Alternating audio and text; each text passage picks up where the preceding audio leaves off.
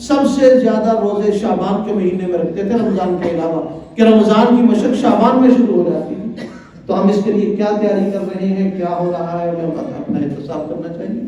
اور تیسرے نمبر پر اسلام نے ہم سے مطالبہ کیا معاملات کا، کہ ہماری خرید و فروخت، ہمارے معاملات حلال و حرام کی حدود میں رہ کر ہو رہے ہیں.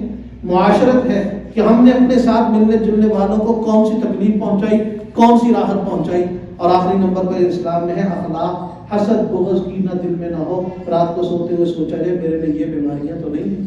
اسلام ان 5 چیزوں کا مطالبہ کرتا ہے: عقائد، عبادات، معاملات، معاشرت اور اسی طرح پر اخلاق. اگر ہر آدمی ہم میں، میرے سمیت ہر آدمی رات کو سوتے اپنا احتساب کر کے سوئے تو انشاءاللہ چند دنوں میں امید ہے کہ اپنی اصلاح کی فکر پیدا ہو جائے گی. جب فکر پیدا ہوگی انشاءاللہ اللہ تعالیٰ آگے ترقی کی راہیں بھی کھول دیں گے. حق تعالیٰ